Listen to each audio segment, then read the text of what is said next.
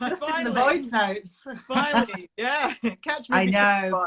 massively. Well, I think it's been over a year that we've been It trying to has. pull It this has off. been It's over a been year. so long, hasn't Yeah. it? I Yeah. Yes. feel like you were one of the first people who just started talking to me when I did 5 questions. It was literally within one of the first few, you my DMs talking about hairdressing. Yeah. God, And I was like, where like was I this. living then? Like, Uh, how long ago was that?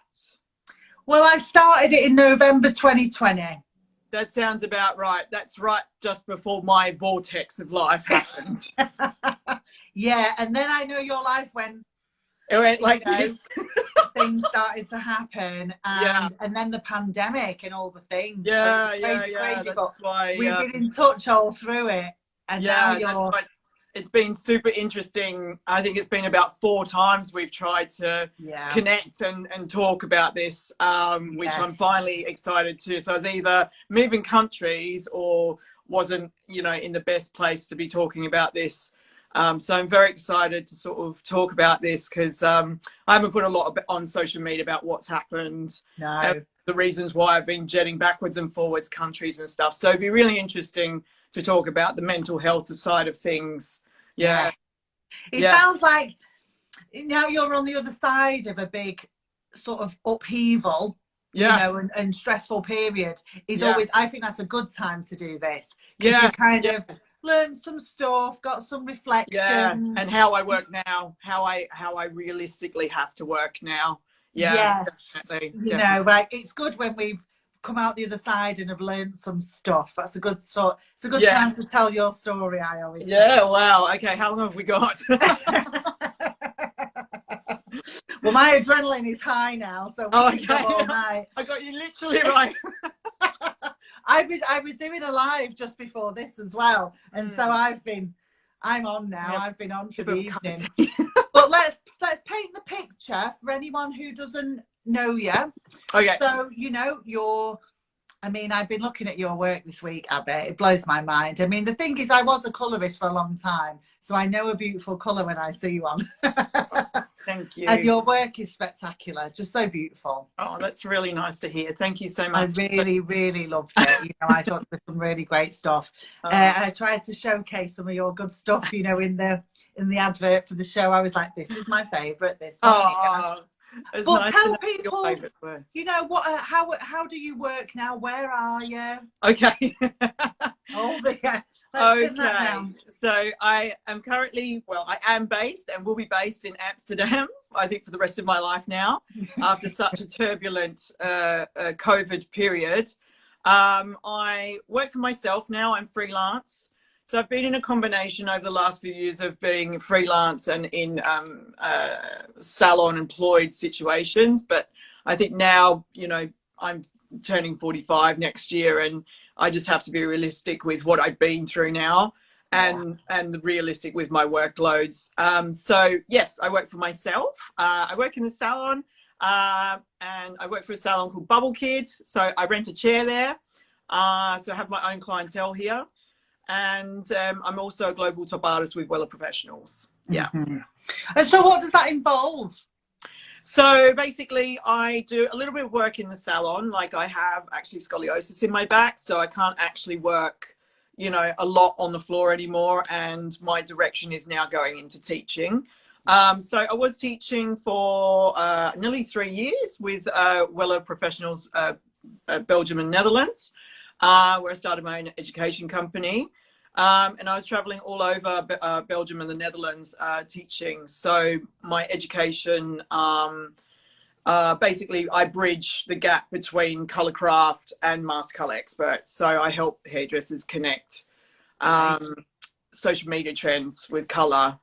So I kind of trans simple, time-effective salon techniques. Yes. So I only work a few days in the salon, and the rest of the time I teach. And I'm actually, I was studying when I was in Sydney for a tech startup entrepreneur course. So I want to keep my education online.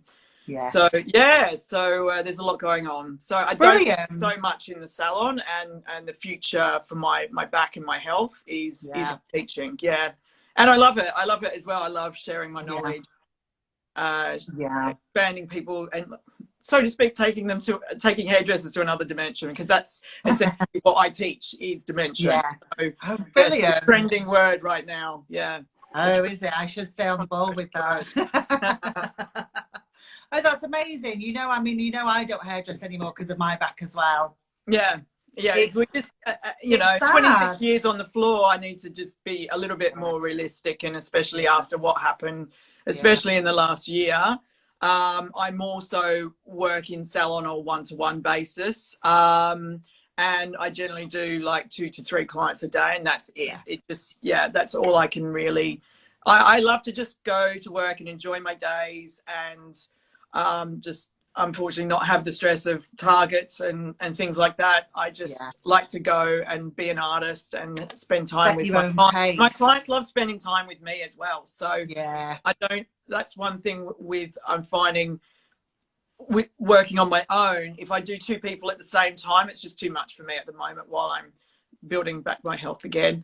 So I tend to just do 1 client at a time. And I feel like, after post-COVID, I think our clients really, need that as well, that bit of time with you. And that's just the way that I personally like to work. Yeah. That's how I worked towards the end of my career in hairdressing as well. I went from being triple booked to working one-to-one. I can't eat lunch at 4 and 5 o'clock anymore. And that was the thing. Before I went back to Australia, I was working freelance, and I must have had 5 jobs. I was doing education for a salon group. I was doing education for Wella Pro BNL. I was doing Master Color Expert online. I was doing clients in London, and I was doing clients here. And, I would work 12, 14-hour days and then go home and do, ordering of the stock and then social media till 1 in the morning. It was just getting a bit ridiculous. So, it feels like a good time to ask you question 1. Yeah, I've been leading to that question 1. Leading so beautifully into, have you ever been burnt out? Have you ever experienced burnout? I don't know if everyone sort of knows the backstory about kind of what happened with trying to get back to Australia. And so basically I had decided to go home and work. I'd been away for 18 years. Go home and work in Australia, and like a week before I was meant to fly, the Australian border shut. And so I was technically stranded in Amsterdam for 13 weeks. So I was actually living in my client's house. She lent me her house. You would have just wound your life down. I had accommodation. It got to a point where I didn't even know what to say to the shipping company. It was completely out of my hands. Do I don't feel like I actually knew that bit. A lot of people don't. A lot of people don't, and that's why I thought it'd be really interesting to talk to you about this now, because everyone's like, hang on, what, she's back in Amsterdam now? So it's kind of like a knock-on effect. It was a knock-on effect of COVID, and because all of my education was being cancelled because students had COVID, and it was all just a knock-on effect. And we had like a 6-month winter, and I was just like, oh my god, I think I just want to go. And so then when I was actually stranded in Amsterdam, unfortunately my mum started having strokes out of nowhere. So and then she was actually terminally ill. So it was actually quite an incredibly hectic process to get back to Australia.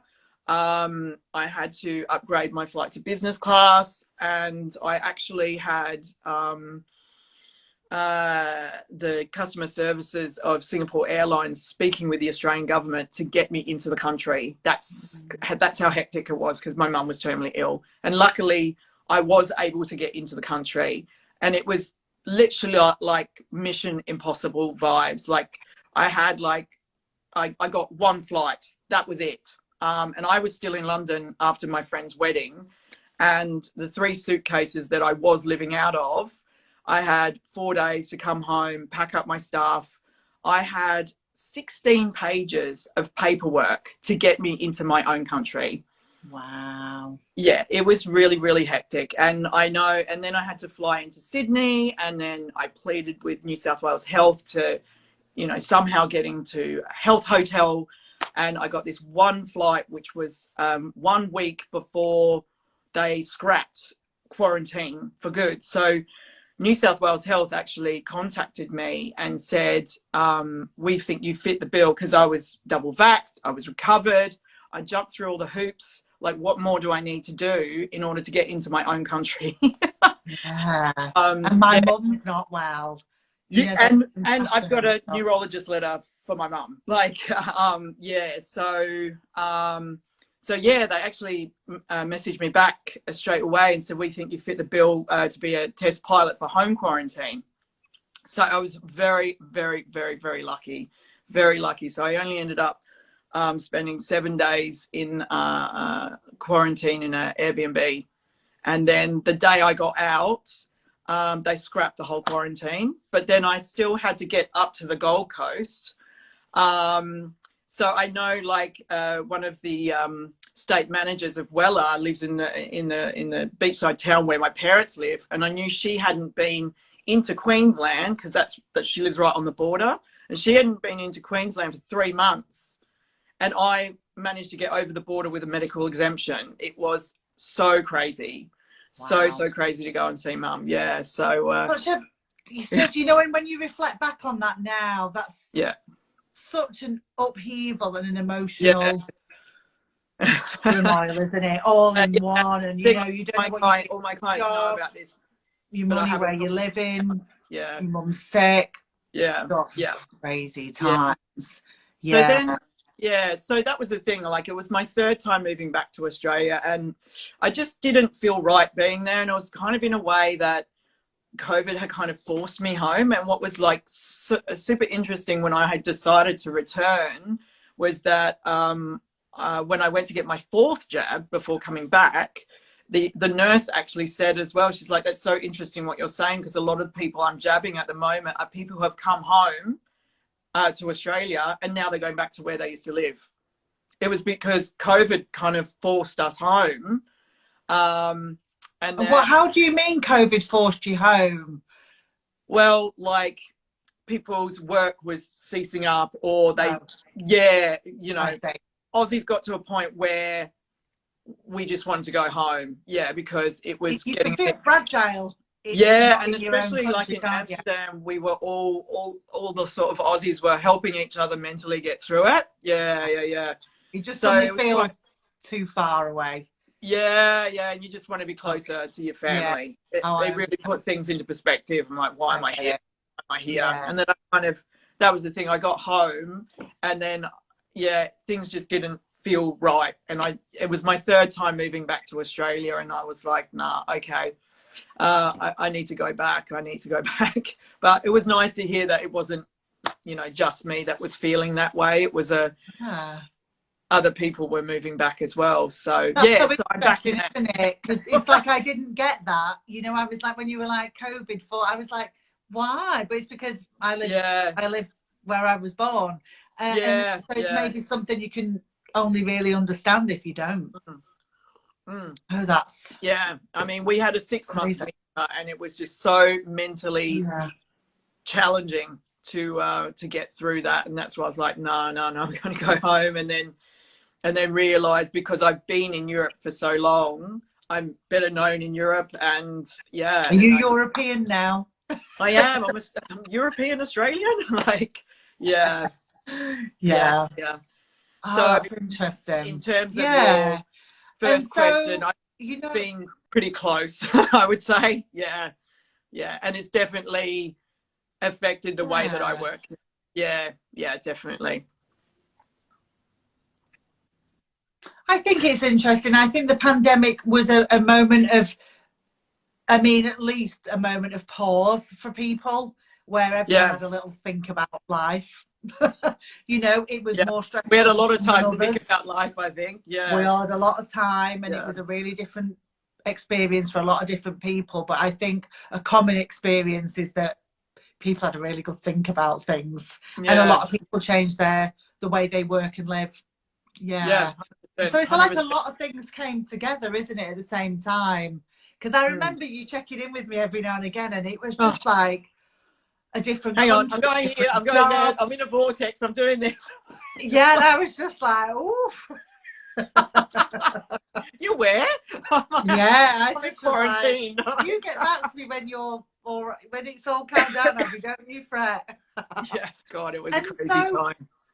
Yeah, and so do you feel like because you've sort of said like you're managing your health and stuff now, yeah. and do you mean that from like looking after your energy, looking after your backs, and just as in your health has become more front and center? Yeah, definitely so. I think I'm getting to an age where it really is quite important now.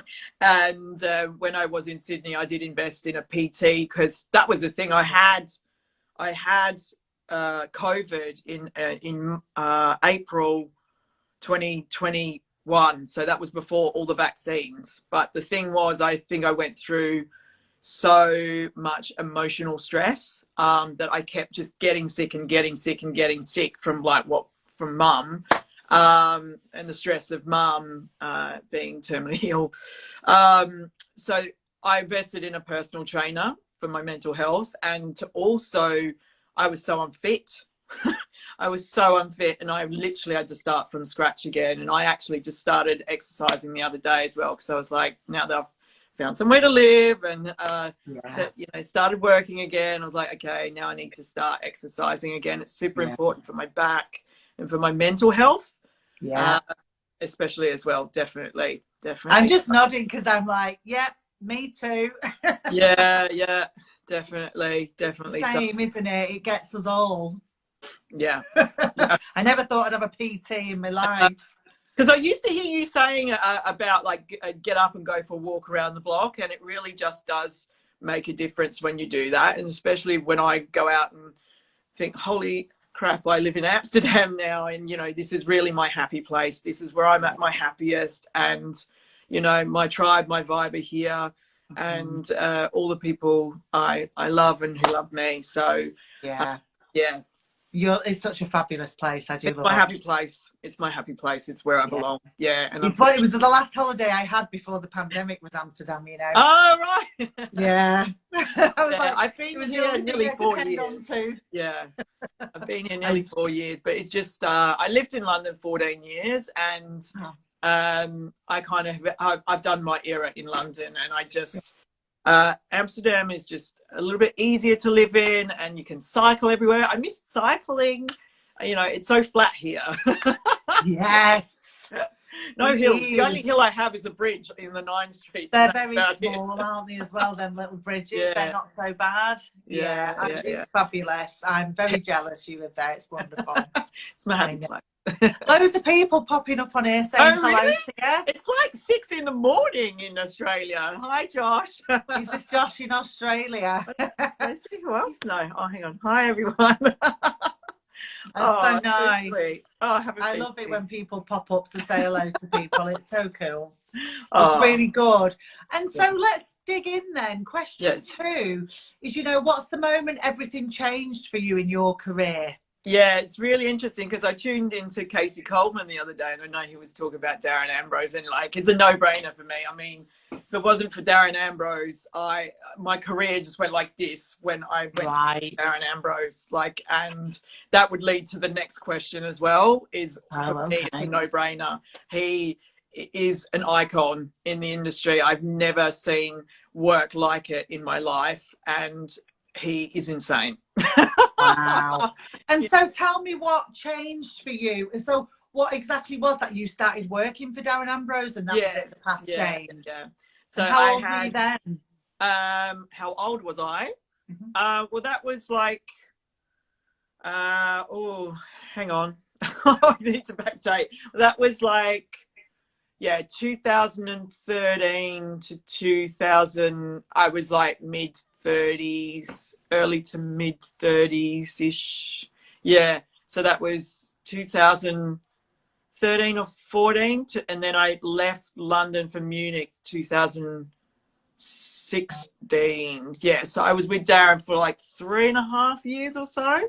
Okay. Yeah. It was a massive change of So and what do you think that was about? Why Well, was that such a basically big change? the opportunities that it gave me. You know, I started with Darren, and he immediately said, you need to do Master Color Expert, in which I wanted to do that, and all guns blazing did Master Color Expert, in order to teach and be a guest artist for Wella, and just the opportunities that we got. And then we started getting requested for like global campaigns, and so I think I worked on maybe 5 or 6 global campaigns with Darren. Oh, yeah, so exciting. Yeah, amazing experiences. And we were touring and all the time, and it was an amazing experience for 3.5 years. Yeah. Oh, fantastic. I must pay more attention to Darren Ambrose. And so my next question is, whose career do you admire? And so you alluded to Darren. What is it you admire about Darren's career? He's just a true like hair artist. I mean, coloring all these wefts for him and seeing him like a true craftsman. I think that's what I'm trying to say. You know, seeing him create wigs on the models' heads and like for shoots and stuff like that, and he uses absolutely none of the model's hair, and you know, creates like almost a temporary wig on the model's head, and then cuts these, you know, aggressive shapes. And just it's amazing. It's amazing to watch. It's stunning, absolutely stunning. Yeah. And so you like his work for sure, but is there anything about his sort of career, I can never say this word, trajectory, that you admire as well? It is a tricky one. I can't say it, and I try and say it. I must practice more. Well, that's the thing. I think with Daz, you know, he obviously started off as an apprentice, and you know, him and Jack, you know, worked their way up through the ranks as well. And it's incredibly admirable what they've both done and how connected they are to fashion. It is really something very unique within the industry, to have such connection with the fashion element, and connecting it to hairdressing as well. Yeah. So I need to go deep diving. Oh my God, yeah. Darren Ambrose. Darren and Jackie, like, yeah. Absolute love for them. Yeah. Who's Jackie or Jack? Oh, Jackie's Darren's wife. Yeah. So Jackie does a lot of the clothes styling for the shows. Oh, brilliant. Yeah. Oh, I'm going to go and, you know. Yeah, but she's a hairdresser as well. She's equally an amazing hairdresser too. And the two of them work as a team. Yeah. So it was a great family business. Well, it is that I work. Yeah. It is a great. I'm sorry. Still going strong. Still going. We'll have a good look in. Oh my God. And so, question 4 is, what have you learnt the hard way, Abby? What have I learnt the hard way? Wasn't sure about this one. What have I learnt the hard way? I don't really know. Well, yeah, I think the last one I was going to say was like learning to say no. And I think that was one thing when I first went freelance, is I started panicking and I just went, yes. Yeah. Before COVID hit. And I went, oh, wow, the reality of this is, oh my God, I've got so much prep work to do before this like one. Yeah. So, yeah, I think going freelance. Yeah, and I think you came in to the mix just at the right time of like, oh wow, like nice. Boundary setting. Okay, this is something new. You're like, because I'm normally just like, yes. Yeah, am I allowed? So that's interesting. Yeah. You learned how when to am be I sleeping exactly? Yeah. Huh? You learned how to be a freelancer the hard way then. That's interesting. Yeah, I think so. Yeah. I can't survived. Yeah. Yeah, I mean, I feel like everything I learned well, I learned the hard way. You know? Sorry? I feel like I only learned the hard way. Yeah, well, you learn from your mistakes, don't you? Yeah, I'm getting better at taking advice though now. You know, like in my old age, I'm like, just find someone who knows and ask them.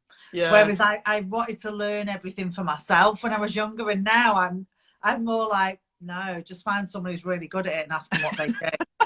and just do it. Yeah. And can I pay you for that? Because I'm I need over to the do something hard else way. right Just now. take my money. Yeah. Please take my money. Yeah. Like please just last week I think I spent 4 days in my bedroom / office, like learning all about SEOs and the back end of my websites. Yeah. And then yesterday it popped up on my website like, did you want to hire a professional? I'm like, now you ask me. Brilliant. Yeah. Yes, I would. Thank you. Yeah. I've been Googling all of these hair colorists, best hair colorist in like Dutch, in French, in like German. You can pay people for that stuff, Abby. Well, I found that out now. Yeah. I know a couple of things about this. You can message me. I learned a few of these things the hard way as well. Yeah, that was the new thing I learned last week. It's all about SEOs. Yeah, we learned that we can hire tech people. Yeah, we love that. Yeah, please just the take tech and my the money. creatives are good together, you know. It got to Friday and I was so excited to do some hair. Yeah, that's the thing as a freelancer. Like there is just obviously so much admin work to do, and obviously it is, and we don't see it coming. Of your stock. Yeah, it's so true. I talk to freelancers every day, and it's always the same. Is that the admin and all that starts to just. You feel like you do more of that than hair. Yeah, you do. So that's, one word of advice I would give to people who are thinking about going freelance is there's a lot of back end, office work that you need to do. But when you do get to the hair part, it's very, very exciting. Yeah, like, this is nice. Do you want to calm down a bit? I'm just so excited to do hair. I'm so excited I'm not on my phone. I think that really, if you can swing it, 4 days hair, 1 day admin, that's the way to do it. You know, because it really is at least a day a week of stuff, isn't it? God. Yeah, because I'm building my business again here, it's kind of more like half and half. I'm doing a lot of admin work and setting up my social media again, and I'm helping Bubble Kid with their website, and so there's a lot of, but I enjoy doing all that stuff as well, to be honest. I like. It's a nice new challenge, isn't it? Yeah, it is, and I really enjoyed learning the tech startup entrepreneur course, but unfortunately I was sick for half of it, so I've still got to catch up with that as well. So I love learning new things that aren't hair related, but I can use it in my job as well. I love learning things. Yeah, it's funny, isn't it? I mean, me and my friends who are educators now, we just laugh at the stuff we're learning. I used to do balayage courses and colour correction courses, and now I'm learning to edit things and how to build an education so much education for my social media. But yes, I'm getting better at editing now. Definitely so. But it's fun to learn new things, new skills. Definitely. I think so. I think it's keeps us going, keeps me going. I speak for myself anyway. I think those new challenges are really what keep things more exciting for me and stuff, and all of that. And so we're on question 5. We're getting to it. What advice do you have for younger Abby? Learn how to say no. And take it easy. Learn to take it a bit easier. And the latest thing I need to be mindful of, be kind to yourself. So always making sure to get enough sleep. I sleep a lot, unfortunately, but well, I think you do when you're healing. I used to say this when my back was worse. It's better than it's been in a long time at the moment. But I always say this: sleeping's healing, sleeping's healing. And I notice that when I'm sleeping a lot, it's usually because I'm recovering from something. And sometimes sleep's the answer, isn't it? I just listen to my body more, and if I need to rest, I rest. Definitely. So I'd love to have learned that in my 20s. I didn't even know what that was. All I knew was like work and work more and just work, So that was the thing. I didn't really know what a burnout was until I moved to Amsterdam, and it's such a big thing here and taken very, very seriously. I love that. So that's only in the last 4 years. And in the last one, I'm like, what's a burnout? And then you popped up. I was like, oh, this is interesting. Okay, like they're all talking about it. Yeah, obviously there's been instances, when I lived in London, and I got so sick because I'd been working so much. And yeah, also like there was a period when I first moved, in the first year I moved here, I was sick for like 9 days, but I didn't know, it wasn't, I was just incredibly run down. Yeah. It wasn't a full burnout, but yeah, it's taken very seriously here in the Netherlands. Yeah. Oh, I love that. Yeah. So it's something that was new that I was hearing about, and then I realized how serious it is here. Yeah. Yeah. I've got another question for you, really. They're just really about this. Do you notice a cultural difference in hairdressing between, say, Amsterdam, London, and Australia? Yes. Yeah, I do. Yeah. Say more about that. Yeah. Unfortunately, I just couldn't. My body couldn't handle working in an employed situation anymore, and I had to. I think it really depends if you're in a freelance or an employed situation. So for me personally, where I'm at with my career, I feel too old to be working in, juggling 3 or 4 clients at the same time. Yeah, I just prefer to enjoy my days and produce really beautiful work and enjoy what I do. That's what makes me the happiest. Yeah. And so, but do you think that there's, do you think there's, I mean, I speak to hairdressers from all over the world, and what I notice is the same things bind us together. Well, in a way, I talk to people about problems, and I notice hairdressers everywhere have the same problems.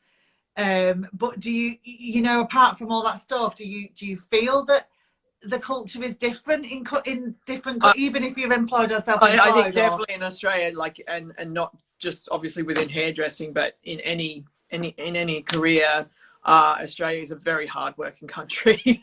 Definitely. So Netherlands, in the Netherlands, it's all about balance. And it wasn't until I went back to Australia and was hearing and observing the culture in Australia that I realized, wow, okay, I prefer the Dutch approach. It's all about balance. And that's interesting. I had so many clients that would say to me in Amsterdam, like, you're working too hard, you need to be careful. I'm like, what are you talking about? I work this hard all the time. Like, so I really value the mindset here about work and life balance. It's a great place for you to be, isn't it? Because it's like everyone around you's got their eye after on everything that's happened to me. It's more suits my needs and being realistic with the rest of my career. Definitely. Oh, I love that. Yeah. Oh, you're in the right place now. Yeah, I am, and hence happy face. Yeah, and do you feel settled there now? Like you tried going home, and you were like, oh, yeah. Who knew I didn't? All my friends are here. Like... Yeah, and that's the thing. I've been away so long that my friends, like, in a way, are my family. So yeah. So I'm really happy to be back around. Oh, I'm really pleased for you. They make me who I am, and that's one thing I realized when I was away. Yeah, definitely so. The chosen family. Huh? Not to be underestimated, the chosen family. Yes, indeed. God. Oh, that's so brilliant. I'm really happy that you're, because I've been in the background paying attention to the up and downness of the last couple of years, and I'm really pleased that you feel settled and happy and have got control of what you're doing and loving it. And I'm so excited to see what you do with your education. Oh, thank you. Yes. When I get a moment, I think in January and February, I'm going to really knuckle down and get it done. Yeah. So for the moment, just like settling back in and doing the business side of things. And when it's do some people's hair for Christmas. Yeah. I'll get there. There's only knock out a couple of hairdos. So, yeah. I'm just going to have to be realistic with resting and everything and exercising. Yeah, indeed. Good for you. Well, good for you. And maybe next year you could come back and do 5 more questions. Yeah. Let's do 5 more questions. It's more about like how you look after yourself, and I think you could really have got into that in a big way by then. And exactly. It'll be really interesting to see how you're doing. Yeah, I'd love that. Yeah. She works at Bubble Kid. Someone's asking where you work. Who's asking that? Hang on. I think Rose. Who? Seema Rose. Oh, I don't know. I'm not sure. Where are you working in Amsterdam? Oh, Bubble Kid. I don't know where it is in Amsterdam, though. Bubble Kid in the Pipe. It's on the Ferdinand Bolstraat. Shall I type that? Or I do actually know where that is. Bubble Kid. With a D on the end. With a D. Bubble Kid. It's maybe in my profile. Yeah, maybe Seema wants a haircut. There you go. Oh, they're on it. I'll see you soon. Go see her. Get a good colour. Links in my bio. Yeah, message me if you don't know. I'll tell you. Abby, it's just been an absolute joy to talk to you. I've been likewise. It's been really a long excited time to catch up with you. Yeah. I know. It feels like, whoo, we did it finally. Finally, we got there. All good things come to those who wait. Yes, I'm very patient for a guest, me. Honestly, I am. I wait endlessly for people. I message you and you're like, oh, you again. I was just always like, where are you? Don't worry if you're stressed. I can wait.